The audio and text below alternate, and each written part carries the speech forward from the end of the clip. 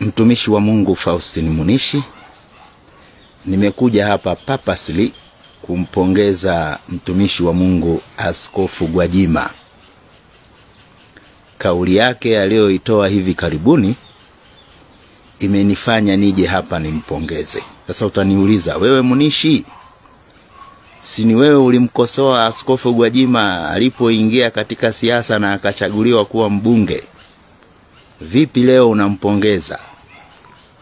Ndiyo, ni mimi niliyemkosoa alipoingia katika bunge, nikimwambia kwamba wewe ni mtumishi wa Mungu na ukiingia kwenye siasa utakuwa umechanganya injili na siasa. Kwa hiyo ujihadhari ukiwa ndani ya siasa wasikumeze.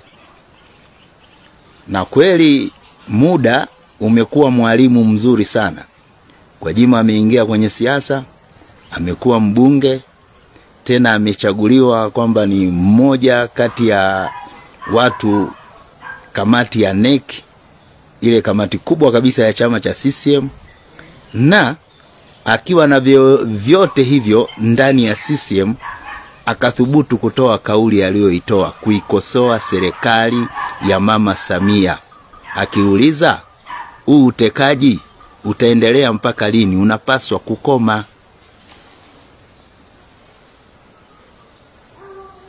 Askofu Gwajima akamuuliza Mama Samia, je, mtoto wako wa kuzaa akitekwa na apatikane ametolewa macho, wewe Mama Samia utafanyaje? Kama hutoi tamko kwa watoto wa watu wengine wanapotekwa, na kama wewe sio mhusika mkuu wa utekaji unaoendelea Tanzania, na kama kweli nchi ya Tanzania imepotea kiusalama namna hiyo kwamba watu wanaweza wakatekwa, je, aliuliza Gwajima, sio mimi, mtoto wa Kassim Majaliwa waziri mkuu akitekwa apatikane ametobolewa macho, kwamba Tanzania hatuna sheria, kwamba Tanzania vyombo vya usalama havifanyi kazi, mtoto wa Kassim Majaliwa akikamatwa atekwe atolewe macho, mtasemaje? Mbona serikali mmekaa kimya na huu utekaji unaendelea? Kauli ya Gwajima ni kauli ya kijasiri sana. Kwa hiyo nampongeza mtumishi wa Mungu huyo.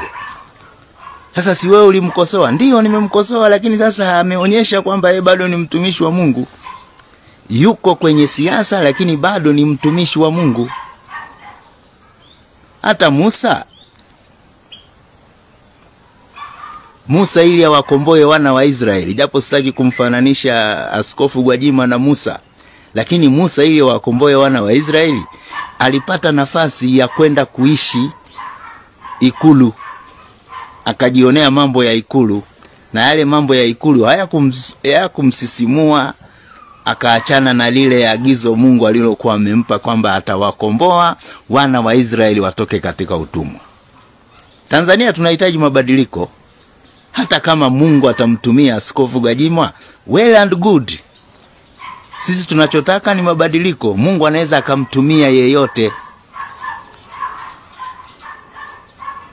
Kwamba Askofu Gwajima ameuliza maswali mazito ya kisiasa akiwa ni mwanachama wa CCM, amepanda chati. Mimi kwa maoni yangu naona tayari ameshapanda chati hata kuliko Tundu Lissu.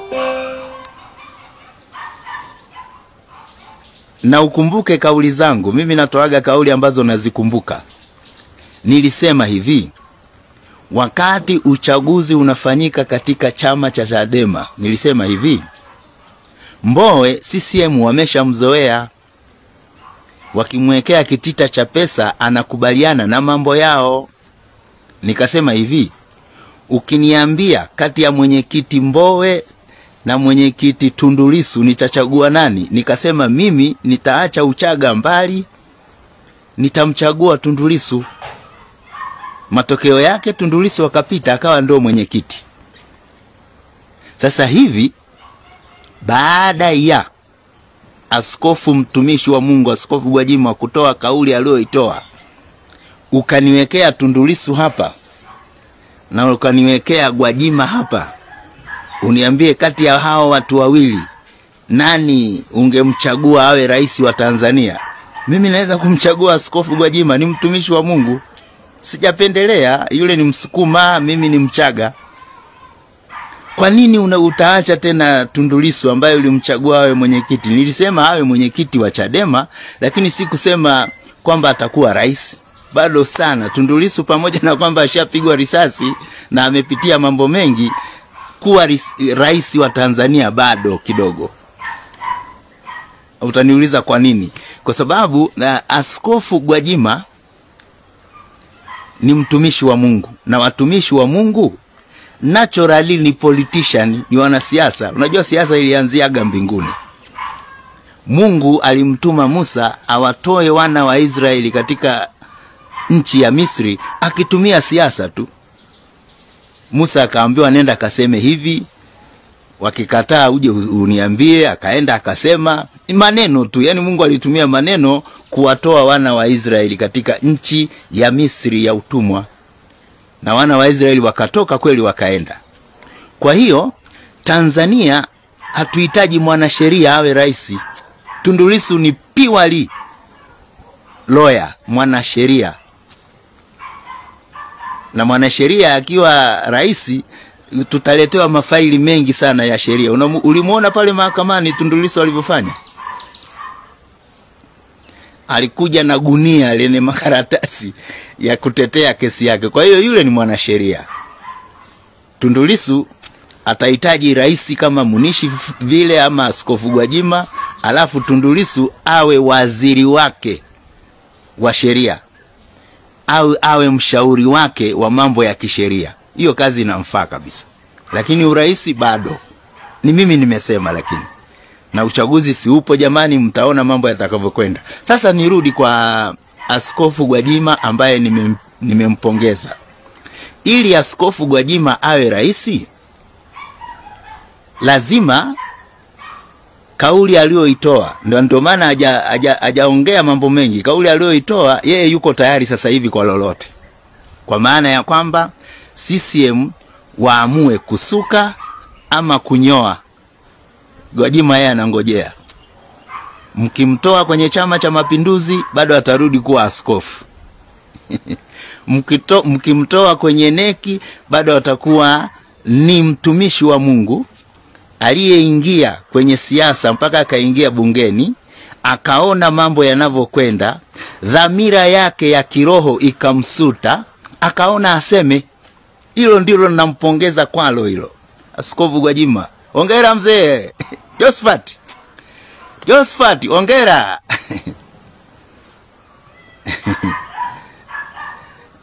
Wanasema chama kikubwa kama CCM kukitoa madarakani inabidi kazi kubwa sana. Na mimi naona huyu bwana askofu ashaingia ndani ya CCM. Ameshaingia mpaka kwenye neki yenyewe, yeye yuko pale.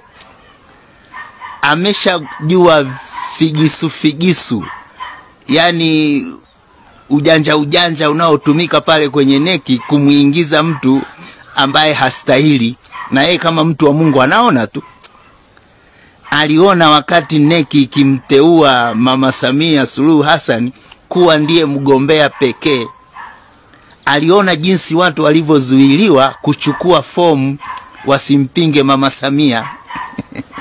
Askofu anaona tu. Anasema jamani, si katiba ya CCM inasema mtu yeyote anaweza akachukua fomu ili huyu mama ambaye ni raia wa Zanzibar asiendelee kuwa rais wa Tanganyika, na katiba hataki kuibadilisha kwa sababu anajua udhaifu ulioko kwenye katiba. Sasa Askofu Gwajima anaona tu na ananyamaza. Mtumishi wa Mungu. Uwezi kuiba na ukamwambia mtumishi wa Mungu nyamaza. Hilo ndilo lilikuwa naliogopa mimi. Hiyo ndio ilikuwa hofu yangu, kwamba Gwajima akiingia pale akutane na wanasiasa, si watamwambia tuibe na yeye akubaliane nao. Hiyo ndio ilikuwa hofu yangu. Ndio maana nilimkosoa pale mwanzo, nikamwambia bwana, ile uaskofu uliokuwa nao ni mkubwa kuliko ubunge. Lakini sasa hivi nimekubali kwamba ilipaswa aende pale. Na nikimwangalia Gwajima usoni, muangalie macho, mwambie akuonyeshe macho yake, ninamuona bado hajakunywa zile whisky za wakubwa. Anakutanaga na viongozi, wanafanya mikutano, na unajua viongozi wa kisiasa basi unajua bana, lazima wanywe kabia kidogo whisky. Lakini nikimwangalia Gwajima usoni, namuona mwili wake ni ule ule.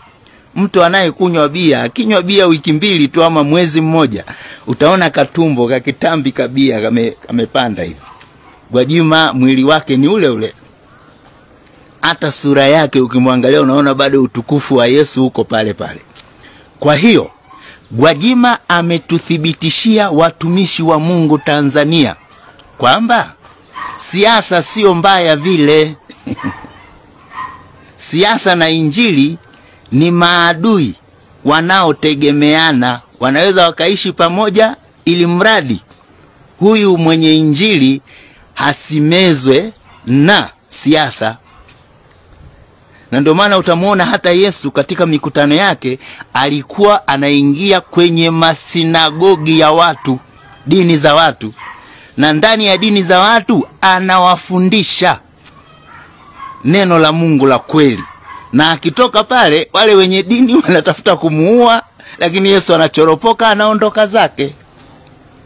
Kwa hiyo Gwajima, nakupongeza, umeprove katika East Africa kwamba siasa na injili zinaweza zikaenda pamoja, lakini mtumishi wa Mungu hatakiwi amezwe na siasa.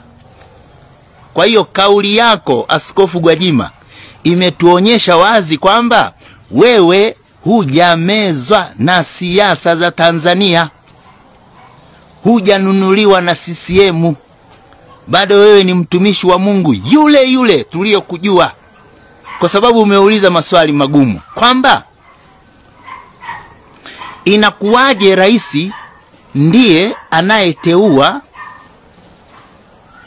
wakuu wa vyombo vikuu vya usalama Tanzania na yeye ndiye anayewafuta kazi? Je, hawa wakuu wa vyombo vya usalama Tanzania wakimuona rais, tuseme mfano anataka kuiuza bandari ya Tanzania kwa wawekezaji wageni na maslahi pale yawe ni ya wageni sio ya Watanzania, hawa wakuu wa vyombo vikuu vya usalama Tanzania wana meno ya kukosoa rais? Hawana, kwa sababu wameajiriwa na rais, na rais anaweza akawafukuza kazi. Gwajima akauliza, sasa je, tutakuwa na nchi ambayo haina taasisi zinazoweza kumkemea rais akikengeuka? Maswali mazito sana. Ninaona wabunge wanajaribu kumletea Gwajima skando, mara wanaleta zile picha za zamani, ile skando ya Gwajima kuonekana sijui anakula chakula gani pale kwenye hoteli, wanazileta zile picha sasa. Sasa kama CCM nyinyi ndio mnaoleta hizo picha sasa hivi za kutuonyesha kwamba Gwajima alikuwa hafai, mlikuwaje na yeye mpaka mkampa cheo cha kuwa mwanakamati ya kamati kuu ya CCM? Sasa mnaona hizo skando mnazozileta sasa, inaonyesha kwamba Gwajima amewashika pabaya.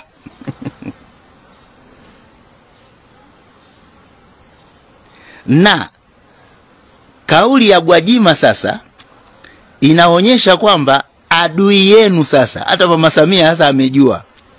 Alikuwa amedhani adui yake ni Tundu Lissu. Tundu Lissu ni mwanasheria, we muache aongee maneno ya sheria, muachie huru afanye shughuli zake. Sasa adui wa CCM na adui wa Samia sasa hivi sio Tundu Lissu. Adui wa Samia kisiasa ni huyu aliyejitokeza ndani ya CCM. Anajua siri zenu zote, anajua wapi mlikosea. Sasa mguseni muone.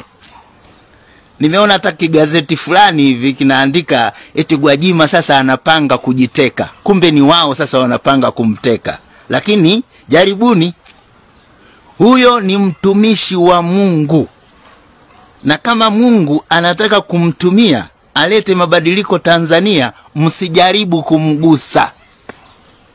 Hiyo nawapa, mimi ni mtumishi wa Mungu, najua mambo ya Mungu yanavyokwenda.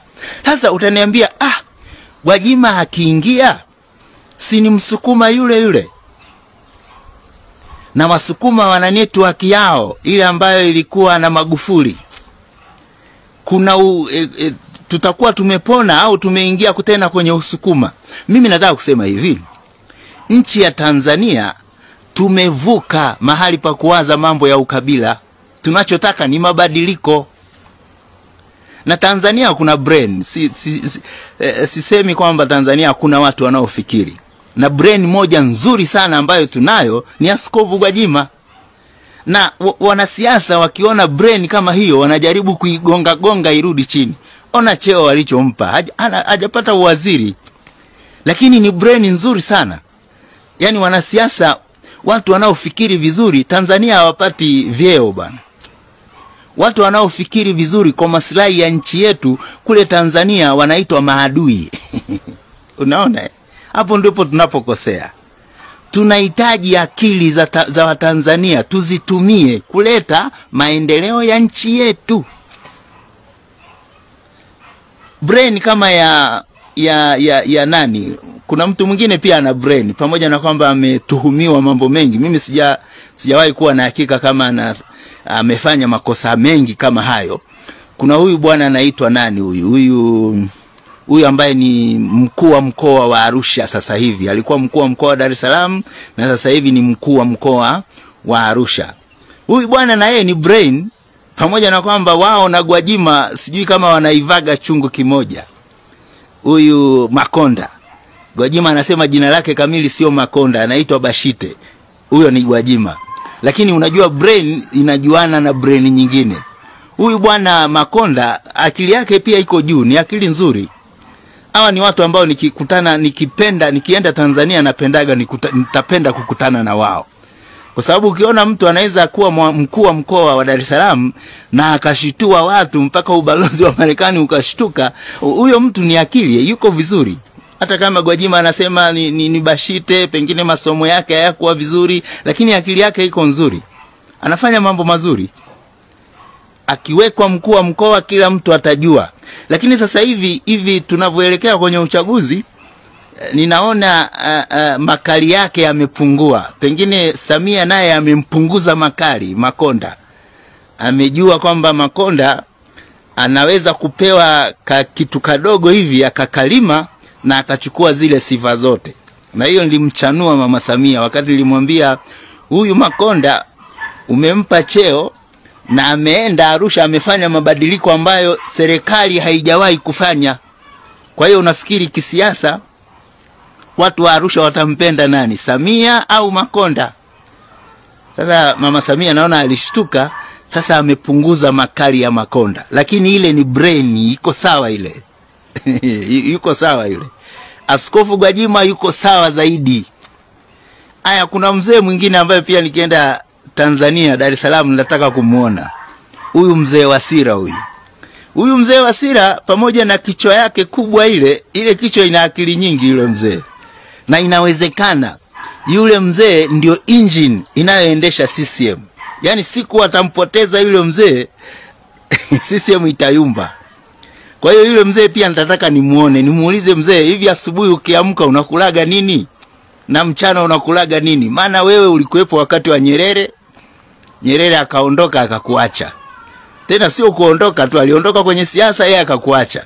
Tena ameondoka duniani amekuacha wewe. Na watu wanasema watu wazito sijui wana ugonjwa wa sukari, watu wanene sijui wana ugonjwa wa pressure. Wewe haya magonjwa yote uyapati, unakulaga nini mzee? Wasira nitataka kumuona sana. Pengine anakula ugali wa mtama nini? Tataka nimsalimie, nimuulize, namkosoaga ndio. Na ana ubabe wake ndio. Lakini kinachomfanya adumu na huo ubabe ni akili ambayo Mungu alimpa. Kwa hiyo yeye ni brain kubwa Tanzania. Na huyo mzee hata akimkosoa Martha Karua yule wa Kenya, alisema tunamuheshimu huyo mama. Kwa sababu huyo mzee pamoja na kwamba asingependa Martha Karua aingie Tanzania, asikilize kesi ya Tundu Lissu, atoe makosa ya kisheria, lakini alisema anamheshimu Martha Karua. Kwa nini? Kwa sababu Martha Karua ni mwanasiasa, Martha Karua ni mwanasheria, Martha Karua ameanzisha chama chake cha kisiasa. Hebu tutoke huko kwanza, turudi kwa huyu ninayempongeza, Askofu Gwajima. Ili awe rais anatakiwa afanye nini kwa sasa? Haraka haraka angetakiwa awe mesajili chama chake cha kisiasa, na chama hicho cha kisiasa cha Gwajima kitawazoa watu kutoka CCM, wale wote waliokuwa katika mrengo wa Magufuli mwenda zake. Mpaka leo, mpaka kesho, kuna watu hawaamini kwamba kifo cha Magufuli kilikuwa ni kifo cha kawaida. Kuna watu wanaamini kwamba kuna watu walipanga njama ili mzee yule aondolewe, ili wachukue madaraka. Kuna watu mpaka leo wanaamini hivyo. Mimi siamini hivyo. Naamini Mungu alitoa na Mungu ametoa. Mungu alitoa na Mungu akatoa.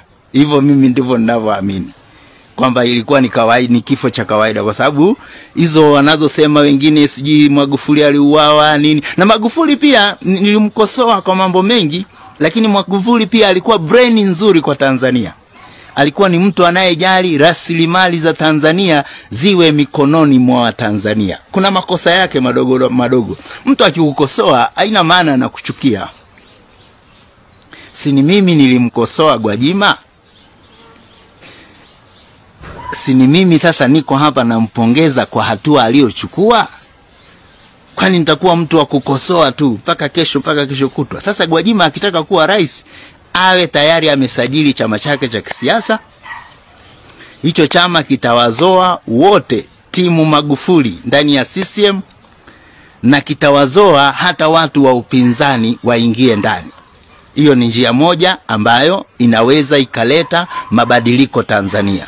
Kwa hiyo Gwajima afanye hivyo haraka. Na hata mimi sijawahi kujiunga na chama chochote cha kisiasa, lakini Gwajima akianza chama cha kisiasa nitajiunga. Kwa nini nitajiunga? Kwa sababu tayari Gwajima amesha prove kwamba watumishi wa Mungu hatutakiwi tunyamaze tu, tuongozwe na wanasiasa, wengine walevi, wengine wezi, na tukiacha nchi yetu ambayo Mungu ametuzaa ndani yake ikichukuliwa na wezi. Hata Yesu alipoingia katika hekalu akakuta watu wanabadilisha pesa kule ndani, alipindua zile meza. Kwa hiyo ni wakati wa watumishi wa Mungu kupindua meza Tanzania. Tuwatoe wezi, wanyang'anyi ndani ya nchi ya Tanzania, na tufurushe mavikapu yao na pale wanapochenjia zile pesa tuwatupe nje. Na mtu anaweza kuongoza hiyo harakati hiyo. Mtu anaweza kuongoza huo mtiririko wa kubadilisha mabadiliko ya haraka Tanzania. Kwa sasa hivi ni Gwajima, hakuna mwingine. Yuko mahali pazuri pa kufanya hivyo. Kwa hiyo Gwajima akibadilisha, akitafuta chama cha kisiasa, sawa, tutamuunga mkono. Cha pili, Gwajima wakimfukuza anaweza aingie Chadema. Sasa hiyo akiingia Chadema kuna mambo matatizo pale. Mimi naona chama kingine kianze tu upya, chama kinachotoka CCM. Ndio kauli ya Nyerere itimie kwamba upinzani kamili utatoka CCM. Sasa Gwajima akianzisha chama, yani CCM imeguke. Watu wa Magufuli watoke. Watu ambao hawapendi uongozi wa mama kutoka Zanzibar watoke. Watu ambao wanasema rais wa Zanzibar, mama wa Zanzibar, raia wa Zanzibar atatawalaje Tanganyika, watoke. Hao wakitoka, tuanze chama ambacho ni rangi ya kijani. Sasa tuvue gwanda la kijani, nitawaonyesha nguo mtakayovaa. Alafu chama hicho kama kimesajiliwa tayari, kisimamishe mgombea. Kama ni Gwajima asimame, kama ni mimi nisimame. Liwalo na liwe bwana, kwani iko nini? Nchi si ni yetu hii. Yeyote atakayesimama, akisimamishwa Gwajima tunamuunga mkono. Sasa hiyo tutatoboa Tanzania. Lakini hii ya Chadema nini unaona Chadema wanavyofurugwa. Sasa hivi hata hawajielewi, maana lengo la Samia ilikuwa kuvuruga Chadema ili abaki yeye. Lakini Mungu naye ni nani? Ameleta tu kimbunga kutoka ndani ya CCM. Gwajima naye akatoka vup, akasema utekaji nani anateka? Sasa hiyo yani CCM wako wanafanya hivi. Yani huyu mtu amekuja kutulipua hapa, tutafanyaje hapa? Sasa hivi CCM vichwa moto. Niachia hapo, mengine nitaongea baadaye, lakini nimalizie kwa kusema Askofu Josephat Gwajima, pongezi, hongera, umefanya kazi nzuri sana. Umeuliza maswali ya msingi. Vipi kuhusu vyombo vya usalama Tanzania, ikiwemo usalama wa taifa, mkubwa wake achaguliwe na rais, ikiwemo mkuu wa majeshi achaguliwe na rais na afutwe kazi na rais, ikiwemo mkuu wa polisi achaguliwe na rais. Kauli hiyo ya Gwajima inaitisha katiba mpya kwa nguvu, kwa force kubwa sana. Tunahitaji katiba mpya.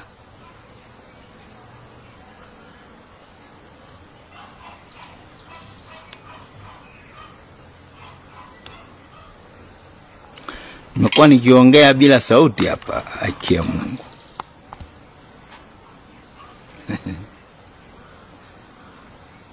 Kauli hiyo ya Gwajima inaitisha katiba mpya kwa force kubwa sana. Tumekuwa tukilalamika kwamba tunahitaji katiba mpya. Katiba mpya ndiyo itakayopunguza mamlaka ya rais, na rais asiwe na uwezo wa kuchagua viongozi katika taasisi nyeti za nchi yetu ya Tanzania. Mungu awabariki. Asanteni kwa kunisikiliza.